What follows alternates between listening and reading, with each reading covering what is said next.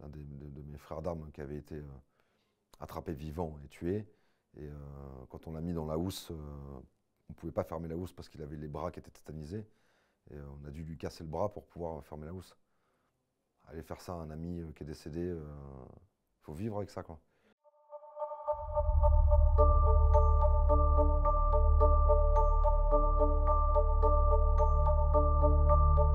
Bonjour, je m'appelle Mayol, j'ai 39 ans. Je suis un ex-soldat au 8e régiment de parachutistes d'infanterie de marine et je vais raconter mon histoire sur une embuscade du 18 août 2008 en Afghanistan.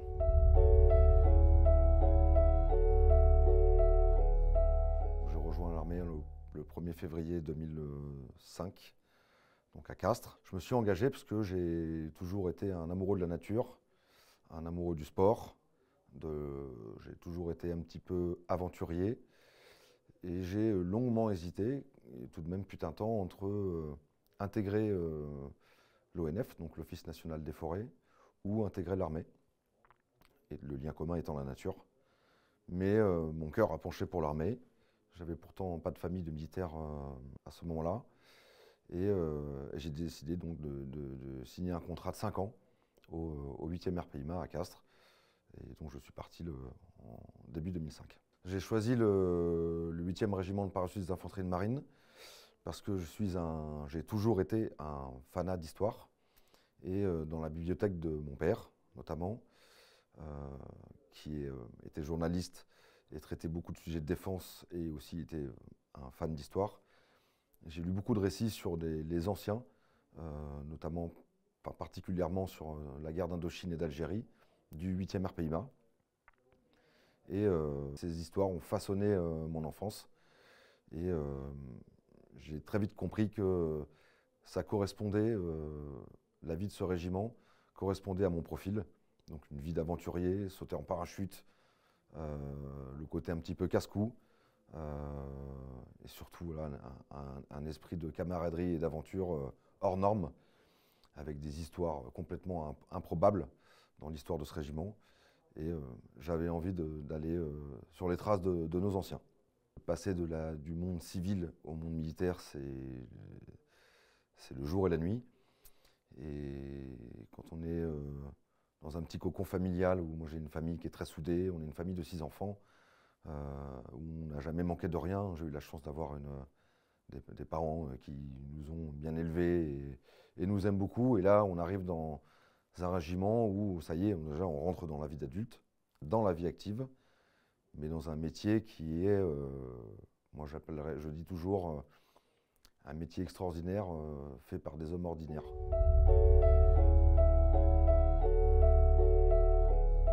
Je suis ensuite parti en juillet 2018 en Afghanistan, dans une FOB, ça veut dire Forward Operation Base, c'est un poste avancé en territoire taliban, à peu près 400 km, 300-400 km de Kaboul, à l'est de Kaboul, pas très loin de la frontière avec le Pakistan.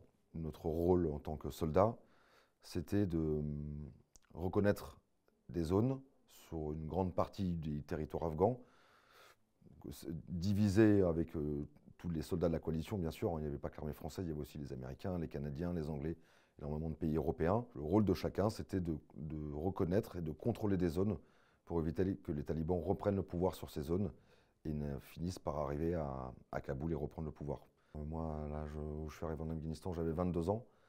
Donc on n'est plus des ados, mais on est encore des jeunes. Et donc avec de l'insouciance, avec des rêves plein la tête. Pour nous, c'était l'aboutissement de longues années de travail, de préparation. Mais moi, la première impression, c'était un sentiment de peur, en fait, et de prise de conscience sur le fait que là, on pouvait mourir, on pouvait ne pas rentrer. Et preuve en est, puisque avant même d'être descendu de l'avion sur le tarmac, en étant juste à la porte de l'avion, avant de m'engager dans les escaliers pour descendre, sur l'aéroport de Kaya, qui est l'aéroport américain de Kaboul, on a vu tous les drapeaux de la coalition qui étaient en berne, puisque un des leurs était décédé. Et quand un soldat de la coalition décède, c'est tous les drapeaux de la coalition qui sont en berne. Et là, on s'est dit, ok, bon, là, il y a 10 morts.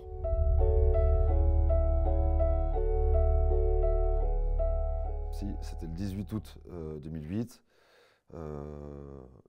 Une section de ma compagnie est partie en patrouille le matin. Ma section, la mienne, nous étions de QRF. Donc QRF, ça veut dire Quick Reaction Force. En gros, c'est la mission de la section qui est en QRF, c'est de rester en base arrière dans ce camp retranché, dans la FOB, là, et d'être prêt à intervenir en moins de 3 minutes pour aller renforcer si la section qui était en patrouille était prise sous le feu ennemi. Donc j'étais donc de QRF ce jour-là. Entre midi et 2, plutôt en début d'après-midi, on apprend que la section qui était en patrouille depuis 10-11 heures le matin était prise sous un feu extrêmement violent et nourri de la part des talibans. Et donc il a fallu aller les renforcer. Donc ma section, avec le reste de la compagnie, nous sommes partis en moins de 3 minutes, en urgence, renforcer la section qui était prise sous le feu. Une fois arrivé sur la zone, déjà le trajet, on doit mettre à peu près 2 heures pour y aller en véhicule. Le trajet, on l'a fait à peu près en 1 heure. On a décidé d'aller au plus vite, au risque d'exploser sur un engin explosif improvisé. Les talibans auraient très bien pu piéger les routes pour justement éviter qu'il y ait des renforts qui arrivent. La chance qu'on a eue, c'est qu'ils ne l'ont pas fait, ils n'y ont pas pensé. On a quand même pris ce risque pour aller aider nos amis, aller aider nos frères d'armes. C'était un choix qui a été fait et qui pour moi d'ailleurs me semble toujours juste. Donc quand on est arrivé là-bas, on n'a pas réussi à aller jusqu'au pied du village parce que les véhicules étaient pris sous un feu nourri. Il y avait des impacts de balles qui tapaient de partout sur les véhicules, des explosions de roquettes sur et sous les véhicules.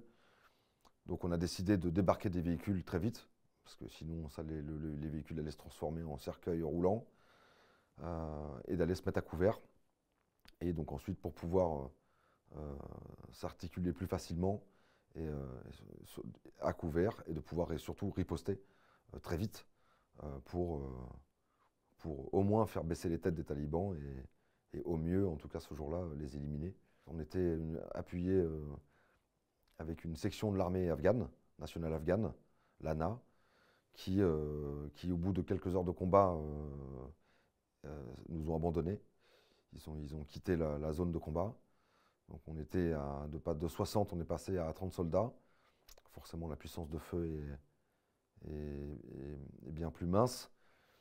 Et ensuite, il y a eu beaucoup de choses. J'ai été pris, moi, par exemple, pour cible par un sniper taliban, dont j'ai une balle qui a traversé mon sac.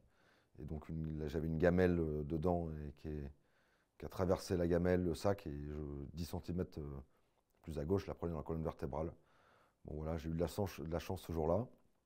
Les balles sifflaient de partout, sur les rochers, ça tapait devant. Après, ça tapait au fil de l'après-midi, au fur et à mesure que l'après-midi avançait. Les talibans se sont énormément étalés sur la ligne de crête. Ils étaient étalés sur quasiment plus de 2 km de ligne de crête. Donc ensuite, les balles tapaient derrière nous. Et là, on n'avait plus du tout moyen de se mettre à couvert. Dans ma section, on était 30, divisés en 3 groupes de 10 à peu près, approximativement. Donc ça a été vraiment un miracle qu'on s'en sorte. La première section qui était partie en patrouille, n'ont pas eu cette chance. Ils étaient complètement imbriqués avec l'ennemi, donc les talibans.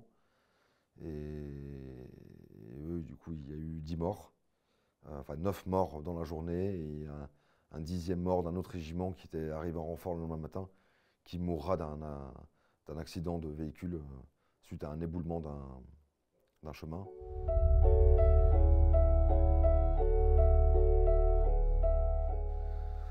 Donc on a combattu toute l'après-midi.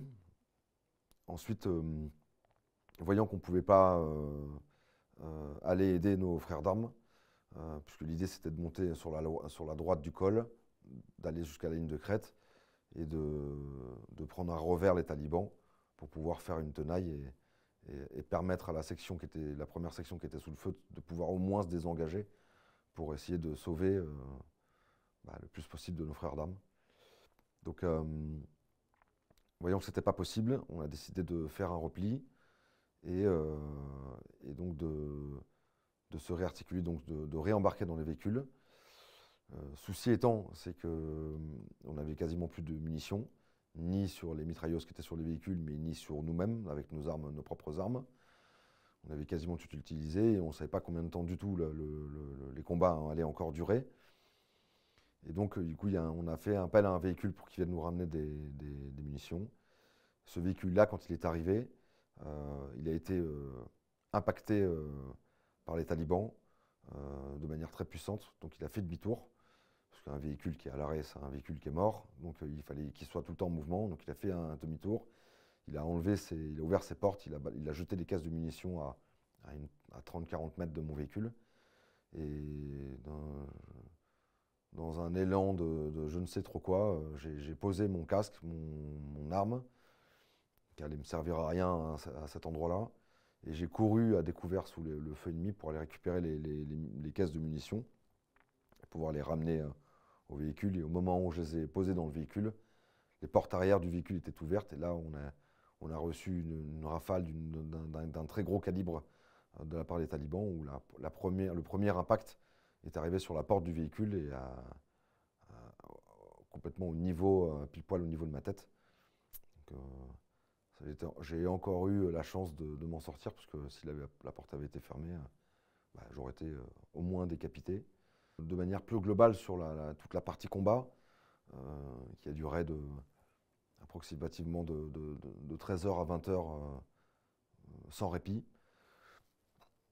J'ai pas vraiment eu de peur, j'étais plutôt dans des actes réflexes, je faisais mon boulot et j'étais concentré là-dessus. Donc j'avais pas trop le temps de réfléchir. Mais, bémol, quand il y avait de très très courts moments de répit, j'appelle pas vraiment ça des moments de répit, mais de 1 minute, 2 minutes, en fait c'était juste le temps que les talibans rechargent, je me suis dit, évidemment, là je me suis dit, ok, je vais mourir, je ne reviendrai pas de cette journée. Et j'ai eu un espèce de réflexe super curieux. J'ai cherché mon téléphone. Et j'avais acheté un téléphone afghan avec une puce afghane pour pouvoir joindre ma famille, ma conjointe de l'époque, mes amis. Et mon téléphone, il marchait très bien. Il avait toujours très bien marché jusque-là. Et là, j'ai essayé d'appeler mes parents pour leur dire, je ne sais pas ce qui m'avait passé par la tête, pour leur dire, je vais probablement mourir aujourd'hui. J'aimerais simplement que vous fassiez en sorte que je sois enterré dans le caveau de mon grand-père paternel avec qui j'étais extrêmement proche. Et je voulais juste leur dire ça et raccrocher. Et en fait, ce jour-là, mon téléphone n'a jamais marché. Plus tard dans la journée, j'avais essayé de prendre des photos avec ce téléphone. Il n'a jamais marché.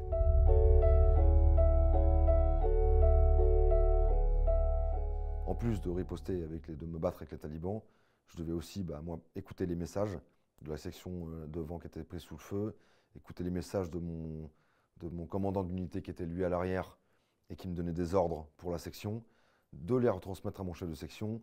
On a dû faire des demandes d'appui mortier pour essayer de nous aider à nous désengager. Et je devais faire toutes les demandes d'appui mortier auprès de la section qui tirait avec les mortiers. Donc j'avais quand même un boulot assez considérable. Et en plus de ça, je devais faire attention à mes copains. Mais on a vraiment vécu cet après-midi, cette journée de combat, vraiment tous différemment, puisque j'ai le souvenir d'un collègue, d'un camarade, qui lui, les combats étant tellement intenses, je l'ai vu poser son arme et essayer de creuser un trou avec son casque. Et en fait, je ne sais pas ce qui s'est passé dans son cerveau à ce moment-là, mais on a très vite deviné que lui était déjà inapte au combat et sans jugement, et qu'en fait, il était en train de s'enterrer vivant, quoi. Donc ensuite, en fin de journée, nous sommes partis jusqu'au village, où là, c'était l'hécatombe. Il y avait des camarades, des frères d'armes complètement déboussolés, d'autres qui étaient blessés par balle, donc pris en charge par des médecins qui étaient arrivés avec nous, avec des postes de garrot. Les véhicules étaient criblés de balles, comme les nôtres. Et il fallait faire le point, déjà. Il fallait temporiser un peu la situation. Les tirs s'étaient quand même relativement calmés. Il était 20-21 heures. La nuit était en train de tomber. Les talibans, chance que nous avions, nous, c'est qu'ils n'étaient pas équipés de système de vision nocturne. Donc, en général, les talibans, les combats de nuit sont assez rares. Donc on a évalué la situation, on a commencé à effectuer les premiers soins sur nos frères d'armes blessés, et très vite, quand on avait fait le point de qui était présent, qui était manquant, sur la première section qui était sous le feu, on a décidé de partir avec 4 groupes, 2 groupes de ma section et 2 groupes d'un autre régiment, et de ratisser le col, faire comme une battue à la chasse, c'est-à-dire tout le monde se met en ligne et on monte le col et on va chercher nos blessés, on va chercher nos morts, et puisqu'on on n'a pas l'habitude, on n'abandonne jamais personne, qu'il soit mort ou vivant, on n'abandonne jamais un frère d'armes, donc on a décidé d'aller faire cette infiltration dans le col, et donc effectivement avec le risque de devoir se battre et d'éliminer, et peut-être au corps à corps, surtout la nuit, les talibans s'il y en avait encore sur zone. Donc là, il y a un sentiment de peur énorme, c'est quand même, hyper éprouvant physiquement, même si on était prêt physiquement, c'est quand même compliqué de tenir, et puis après, il n'y a pas de surhomme, hein. Et surtout que rien que le stress, l'hypervigilance, ça bouffe déjà énormément d'énergie, donc en plus, avec le poids du sac, du gilet pare-balles, du casque, des munitions, ça rend les choses plus compliquées. Et là, on a commencé l'infiltration dans le col, à commencer par découvrir le traducteur afghan de l'autre section qui avait été brûlé en plein milieu du village, pour montrer l'exemple aux villageois. Ça, c'était impressionnant. Après, c'était pas le 1er mai, la première personne que je voyais brûler en Afghanistan. Enfin, c'est jamais quand même très agréable de voir ça.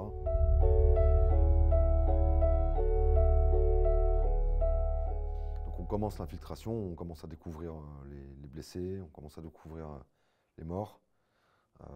Donc là, c'est pareil, c'était en pleine nuit, un état de stress permanent, plus de jus du tout, mais toujours avec ce réflexe de faire le boulot. C'est un combat contre la gestion de nos émotions, parce que là, à ce moment-là, il ne peut pas y avoir de place pour l'émotion. Si on commence à se laisser submerger par l'émotion à ce moment-là, on prend tout le risque de se faire tuer, parce qu'on sera plus concentré, on va perdre en concentration, on sera plus vigilant, autant vigilant qu'on doit l'être, autant pour nous-mêmes que pour nos camarades. Donc on discute 2 secondes et voilà, on dit bon, on pleurera nos morts plus tard. Pour l'instant, on fait le boulot. Et le boulot, c'est d'aller retrouver nos gars. On a eu quand même un petit moment de répit. Et là, c'était le silence total. On se regardait tous les uns les autres, sans se dire un mot. Parce qu'en fait, dans les regards, on se comprenait tous. Et là, oui, il y a eu beaucoup de... Moi, je sais que je suis parti pleurer. Mes officiers aussi, plein de copains avaient la tête dans leur FAMAS entre 2 rochers, dans leur FAMAS, c'est l'arme qu'on avait, hein. Ils étaient dans leur rocher en train de pleurer. D'autres avaient les larmes aux yeux, d'autres essayaient de se retenir. Et là, on sentait que là, tout le monde était en train de relâcher, tout le monde était en train de craquer, de prendre le col avant la levée du soleil pour sécuriser la zone et éviter que justement ce qui s'est passé aujourd'hui ne se reproduise le lendemain. Et on a bien fait parce que au fur et à mesure qu'on est monté le col, qu'on a découvert nos morts, donc on rendait compte à Kaboul, Kaboul rendait compte à Paris évidemment. C'était un moment très dur. On s'est ravitaillé. Alors en plus, la plupart étaient dépouillés. Ils avaient plus de vêtements, plus de casques, plus de gilets, plus d'armes, plus de chaussures. J'en retrouverai un, mais j'y reviendrai. J'en retrouverai un demain, même en slip, entre 2 rochers. Il avait juste son slip. Donc là, on a un sentiment de haine, de vengeance. Mais bon, on essaie de rester concentré sur le travail. Et on prend le col au petit matin. Et au petit matin, il y a une équipe de force spéciale norvégienne qui vient nous appuyer, nous renforcer, avec une section aussi de chez nous, de ma compagnie, qui était restée à la FOB pour sécuriser la FOB. Et donc le commandant, notre commandant d'unité, décide d'envoyer certains d'entre nous pour ramasser les corps de mes camarades. Et donc j'ai été désigné dans les 5-6 qui sont allés chercher les corps de mes frères d'armes. Et il y en avait un, dont le premier, dont j'étais très proche, parce qu'on s'entendait extrêmement bien. j'avais passé toute la soirée avec lui la veille dans l'embuscade. On avait assisté à une messe ensemble parce qu'il y avait l'évêque aux armées qui était venu rendre visite à tous les soldats français. Et du coup, on avait assisté à la messe avec lui, on avait dîné avec lui. Et nous, on avait passé le reste de la soirée ensemble. Donc en fait, quand je suis allé me coucher, je suis le dernier qu'il a vu et vice-versa. Et puis le lendemain, je lui ai juste dit de faire attention à lui. Et puis après, je l'ai revu mort. Il avait été plusieurs fois impacté. Hein. Il avait une balle dans la tête et une balle dans la jambe. Donc lui, je tenais vraiment à aller le récupérer. Et c'était des moments hyper violents parce que quand je l'ai porté sur mes épaules, il y a une partie de sa cervelle qui s'est vidée sur mon bras. Donc j'ai dû le jeter par terre. J'avais des nausées terribles. Mais voilà, par souci de dignité, de respect pour lui, je ne pouvais pas le traîner. Donc j'étais avec un autre camarade, on a réussi finalement à se débrouiller à le porter, parce qu'il y avait aussi la rigidité cadavérique qui faisait que il faisait 2 fois son poids. On l'a monté sur le col, et je suis redescendu en cherchant un autre. Je l'ai remonté sur le col, et ainsi de suite. Une fois qu'on avait aligné les corps de nos camarades, il nous manquait deux soldats de chez nous. Et dans le même moment, de manière assez concomitante d'ailleurs, on a vu un convoi de talibans partir, donc pas venir en notre direction, mais partir dans l'autre direction, mais qui était assez proche du col. Ça a été vu par un drone américain. Donc on les a très vite renvoyés pour ratisser le col, donc on est redescendu encore. Et donc moi avec certains de mes camarades, et effectivement on a réussi à trouver, par chance, par chance, oui, nos deux soldats, nos 2 frères d'armes qui nous manquaient. Et effectivement c'était un moment encore terrible, puisque l'un avait été attrapé vivant et il avait été tué de ce qu'on en a déduit à coups de pierre, et un autre de mes frères d'armes, amis, qui avait été égorgé. Donc lui, on n'a jamais pu le porter, puisque quand on a essayé de le soulever, il y a une partie de son cou qui s'est déchirée. Donc on a dû faire appel à des camarades qui étaient en bas, restés dans le village, pour faire monter des brancards durs, pour pouvoir le porter, parce que c'était impossible de le porter à dos d'homme. Et puis clairement, physiquement, on ne pouvait plus. Donc à ce moment-là, du coup, on a rendu très vite compte à notre hiérarchie. Et du coup, c'est un avion de chasse américain qui, du coup, a éliminé le convoi taliban très vite. Donc voilà, la guerre continue encore. Et quelques temps après, quand on a commencé à descendre les 2 corps de mes frères d'armes, avec les 5-6 copains, on a essuyé un tir mortier taliban, donc le lendemain matin. Donc en fait, les talibans ont relancé une offensive. Donc on a dû lâcher les corps de nos camarades dans des trous, aller se mettre à couvert, parce qu'on essuyait un tir nourri de mortier. Donc vivre un bombardement, on ne l'avait pas vécu la veille, et ça fait extrêmement peur, parce qu'en fait là c'est juste de la chance. En fait, faut juste pas être là si on n'est pas là au bon endroit, si on est 30 cm à droite ou 130 cm à gauche, c'est terminé pour nous.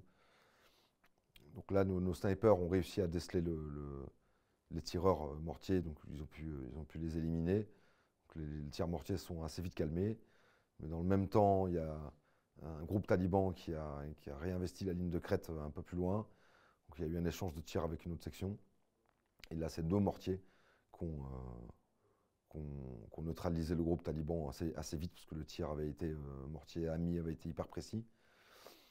Donc on a pu descendre les corps de mes frères d'armes, et c'était une fin de bataille, parce que c'était une bataille, après quasiment 48 heures de combat et de souffrance. Et puis voilà, moi on est rentré dans notre FOB, on a croisé l'armée afghane qui était reposée et qui allait très bien, donc ça a été très dur aussi de voir ça, parce qu'ils nous avaient abandonnés la veille.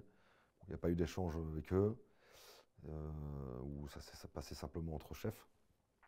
Et ensuite, on s'est remis en condition. Dans l'armée, c'est laver nos armes, nous changer, souffler un peu, prêt à repartir, en fait.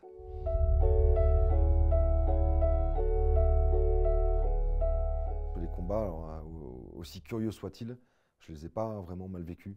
En fait, j'étais tellement concentré sur mon boulot, j'étais quand même très concentré sur ce que je faisais, donc j'ai jamais vraiment pris le temps de réfléchir. Par contre, effectivement, pendant la nuit, au fur et à mesure qu'on évoluait dans la nuit et qu'on trouvait nos blessés, dont un qui avait aussi, c'était criblé de balles hein, quand même, hein, il était dans une mare de sang, mais on a réussi à le sauver. Euh, j'ai commencé à réfléchir. Mais comment je vais vivre ça? J'étais tiraillé entre bon, allez, ça y est, j'en peux plus, je lâche, j'abandonne, il faut que ça s'arrête, il faut que je rentre chez moi. Et il faut que ça continue. On a pris dans un sentiment de vengeance, de haine terrible. C'était très paradoxal, très curieux comme ressenti. Mais j'étais très vite rattrapé par le boulot. Donc finalement, je m'apportais des questions, mais je n'apportais pas vraiment de réponse à ce moment-là. Par contre, quand on est arrivé dans le col, on a eu pour le coup, avant de descendre chercher les corps de nos frères d'âme, et c'est qu'après, c'est qu'en rentrant à la FOB, quand j'ai pris ma douche, qui était la meilleure douche de ma vie, j'en parle dans mon livre justement là, où j'avais le sentiment, et pareil, hein, une douche ça prend 5 minutes, mais pendant 5 minutes j'ai eu un énorme soulagement parce que bah, je me lavais, j'enlevais le sang sur mes bras que j'avais, mes mains, le sable, j'avais de la poudre partout, j'avais le visage noir. Et en fait, en se lavant, ces 5-10 minutes de douche, j'avais le sentiment de retrouver un petit peu de dignité. Psychiatre, ce jour-là, enfin dès le lendemain, donc le 19 août, hein, quand il a pris l'embuscade, il a pris le premier avion à Paris pour Kaboul, et il nous a suivis dès le lendemain de l'embuscade. Et c'est ce psychiatre-là, donc de l'hôpital militaire de Percy, à Clamart, qui me suivra pendant les 2 années suivantes. Alors j'ai compris que cette mission avait marqué un tournant dans ma vie. Je pense le moment, c'était quand j'étais sur le col, où on a aligné tous les corps de nos camarades. Et on les a mis dans les housses. Et c'est le geste dans des housses mortuaires hein, qui nous avaient été déposées en hélicoptère. Hein. L'hélicoptère a été mis en survol. Et on les a mis dans les housses. Et quand on a fermé la housse, bah, on part du pied, on remonte comme on ferme un duvet, quoi, jusqu'à la tête. Et là, on voit en fait en dernier le visage je voyais en dernier le visage de mon frère d'armes. Et là, on se dit, ok, on ne le reverra plus. Je me suis battu.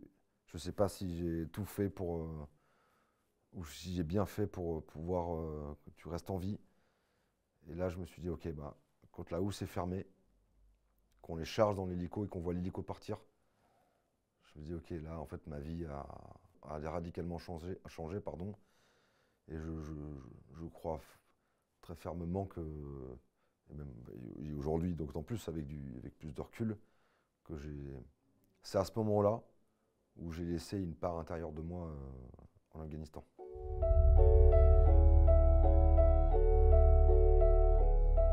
J'ai fait une semaine à Kaboul. Ensuite, j'ai posé à Paris et on a été dispatchés.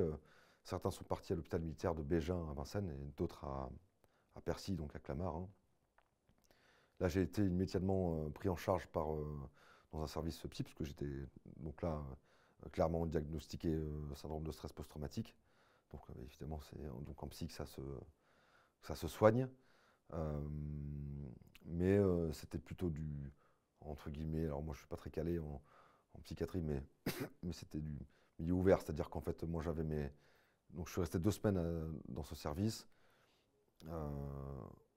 mais je pouvais sortir, aller à la cafétéria, me balader dans les couloirs. J'étais pas enfermé, j'étais pour prendre mes repas, dormir et voir le psy dans son bureau. Le reste du temps, j'étais quand même assez libre. Et j'avais un copain qui était dans une autre compagnie, mais du même régiment, qui avait été blessé la veille, qui avait pris une balle dans la jambe, qui a été extrêmement blessé, enfin très grièvement blessé. Je crois que il me semble, l'un des blessés les plus graves du régiment, parce que la balle avait sectionné l'artère fémorale en deux et explosé le fémur en 1000 morceaux, avec des résidus de balles qui étaient encore coincés dans la cuisse. Et quand je l'ai croisé sur cette terrasse, en fait, on était tous les deux dans les mêmes souffrances, sauf que lui, c'était une blessure physique apparente. Et moi, elle était invisible. Mais la souffrance, le lien reste le même en fait. On avait vécu le feu, même si c'est deux histoires complètement différentes. Lui, il a pris une balle pour aller sauver deux de ses camarades qui étaient à découvert. Euh, Moi, bah, c'était pour aller essayer de les sauver, de renforcer mes frères d'armes qui étaient déjà sous le feu. Donc, il y avait quand même des histoires similaires. Et puis quand on a vécu ça, bah, évidemment, de toute façon, forcément, ça rapproche. Je crois que moi, je n'ai pas vécu dans ma vie aujourd'hui de lien plus fort que cela. Et, et quelque part, en s'aidant, en se soutenant l'un et l'autre, on s'est fait du bien à nous-mêmes. Et donc j'ai passé 2 semaines à l'hôpital. J'ai été donc suivi, je crois que c'était 1 à 2 fois par jour par le psychiatre, hein. Il y a eu beaucoup de traumatismes pendant cette nuit-là, hein. J'en ai un d'ailleurs qui me vient en tête tout de suite, c'est l'un de mes frères d'armes qui avait été attrapé vivant et tué. Et quand on l'a mis dans la housse, on ne pouvait pas fermer la housse parce qu'il avait les bras qui étaient tétanisés. Et on a dû lui casser le bras pour pouvoir fermer la housse. Aller faire ça à un ami qui est décédé, faut vivre avec ça, quoi.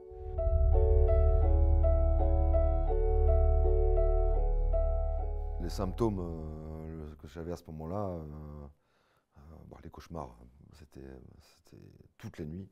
Donc déjà, du coup, qui impliquait énormément de problèmes de sommeil. Mais si on manque de sommeil, ça rend la journée très compliquée le lendemain. Il était impossible pour moi de dormir dans le noir. Donc j'étais obligé d'allumer j'avais une petite salle de bain dans ma chambre, là, à l'hôpital. Et je laissais la salle de bain allumée, ou même parfois carrément la chambre.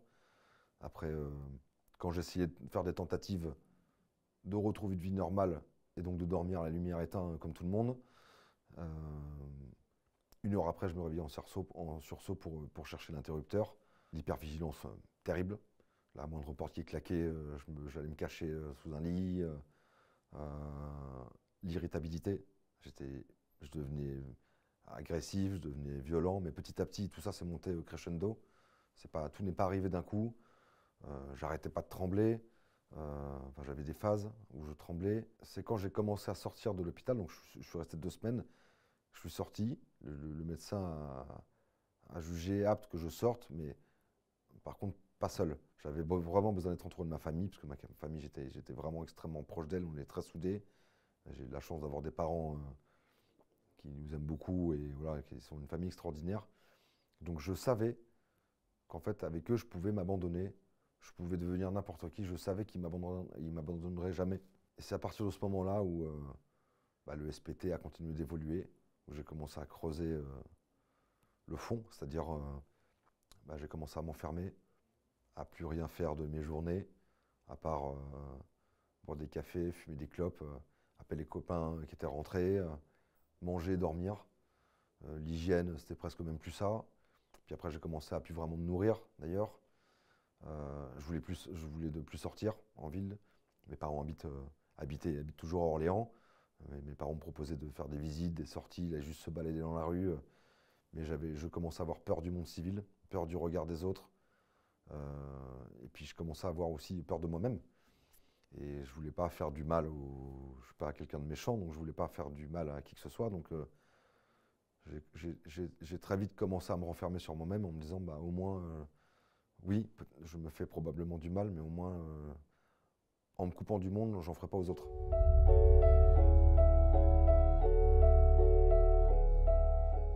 J'ai pas au début, et pendant quand même un certain temps, eu l'impression d'être compris ni par l'armée, ni par ma famille, mais c'est son jugement. En fait, quelqu'un qui est en face de vous, qui a des comportements de plus en plus, qui est complètement irrationnel, vous n'avez pas vécu ce qu'il a vécu, vous l'avez juste vu dans des films. Vous pouvez imaginer, mais tant qu'on n'y est pas, on ne pourra jamais se mettre à la place de quelqu'un qui a vécu ça. Et eux étaient, en tout cas ma famille, l'armée un peu moins et encore, étaient complètement démunis face à moi. Et donc forcément, ça a créé un fossé entre nous. J'ai été suivi pendant à peu près 2 années par le psychiatre de Percy. J'ai voulu absolument garder le même, hein. Il m'avait proposé d'être suivi à à Bordeaux, qui est quand même plus proche de Castres que de monter à Paris tous les 15 jours. Mais je préférais monter à Paris tous les 15 jours. Ensuite, il y a mes amis, ma famille, euh, avec laquelle je m'étais énormément, enfin de plus en plus coupé et éloigné pendant quelques temps, où petit à petit j'ai commencé à raccrocher un peu les morceaux. J'ai reconstruit en fait sur du long terme, hein, mais en commençant par des petites choses. Et c'est des trucs peut-être qui peuvent paraître anodines, peut-être même stupides, mais quand on n'a plus trop d'hygiène de vie, on prend plus trop soin de soi. Dans l'appartement, c'est le bazar, parce qu'on n'a plus envie de ranger, on n'a plus envie de rien, ni de rien faire, ni de parler, ni d'écouter. On n'a plus d'envie, quoi. On est vraiment un zombie. Et bah, petit à petit, faire son lit le matin, aller se laver, aller commencer à refaire du sport, se donner des horaires de réveil, des horaires de coucher. En fait, c'est plein de petites choses qui paraissent anodines, qui permettent finalement de retrouver un peu de dignité et de dire, ok, ben en fait, je crois que je pense que je peux m'en sortir. En fait, c'est vraiment un facteur de plusieurs choses, la thérapie, la foi, les amis, ma famille, euh, et puis je pense la résilience. Hein, la résilience, la résilience, c'est pas ne pas tomber. La résilience, c'est justement, c'est de tomber, parfois même très bas, et trouver les ressources nécessaires pour pouvoir remonter la pente. C'est ça la vraie résilience. On rentre, moi je crois fermement que le syndrome de stress post-traumatique, c'est pas une faiblesse, c'est une blessure. Donc une blessure, bah, ça se soigne comme toute blessure en fait. Et quand j'ai commencé à comprendre ça, avec du recul, avec l'altitude nécessaire, petit à petit, euh, ça y est, en fait, j'ai compris qu'en fait, je pouvais avoir une deuxième vie, entre guillemets, puisque on laisse indéniablement une partie de soi là-bas. Hein, mais l'important, c'est pas d'apprendre à vivre avec. Et c'est ça le plus important. Et quand j'ai commencé à comprendre ça, bah, petit à petit, j'ai mis plein de petites choses en place. Euh, et c'est comme ça que j'ai réussi à m'en sortir.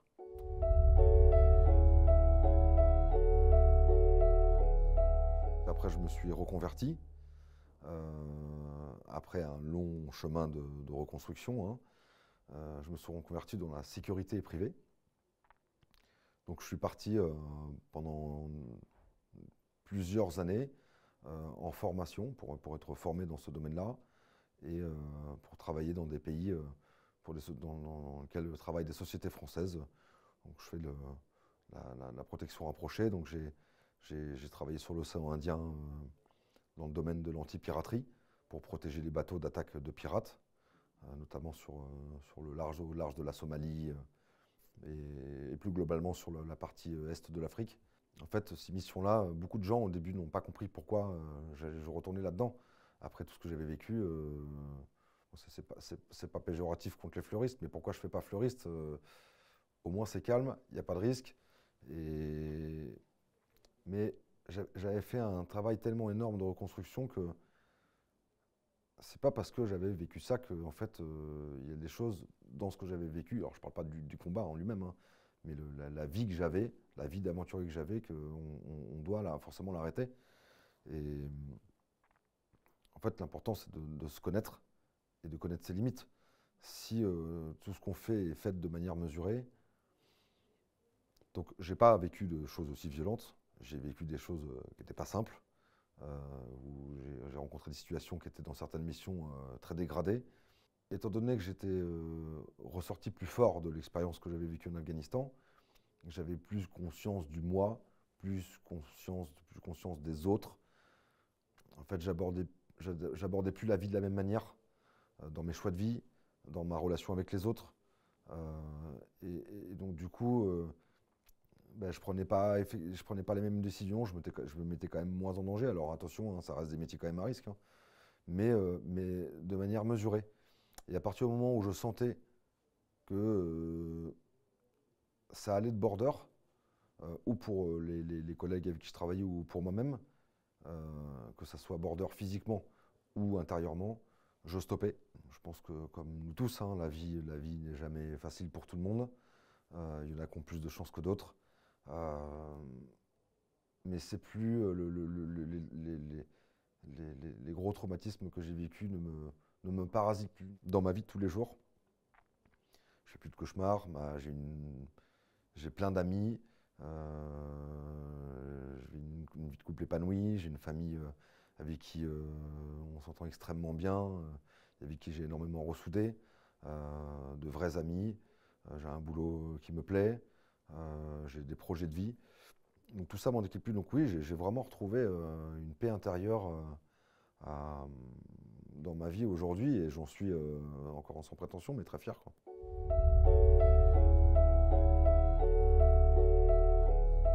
Le regard que j'avais quand j'avais 19 ans en engagement ou 22 ans en Afghanistan, bah, oui, j'étais un jeune un peu immature, fougueux, pas toujours réfléchi. Aujourd'hui, oui, aujourd'hui j'ai énormément évolué. Je vois pas la vie de la même manière, je la prends pas de la même manière.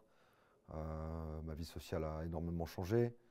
Je me connais bien plus que je me connaissais avant. En fait, j'ai eu l'impression, après tout ça, après ma reconstruction, d'avoir pris 20 ans de maturité. Donc c'est plutôt agréable. C'est une fierté de pouvoir en être là où j'en suis aujourd'hui, après tout ça, quoi. Au Mayel de 22 ans, je lui dirais pas de faire demi-tour. Je lui dirais de lever la tête, je lui dirais que bah, voilà, si tu vis quelque chose d'extrêmement puissant, d'extrêmement dur, euh, il y a des solutions, que la souffrance n'est pas une fatalité, et que quelles que soient les choses difficiles que tu rencontreras dans ta vie, que tu sois militaire ou pas d'ailleurs, ou dans tes deux vies, ta vie civile, parce qu'on a aussi quand même une vie civile accessoirement, une vie privée, et ta vie de militaire, relève la tête, sois loyal, sois courageux et sois fidèle à toi-même.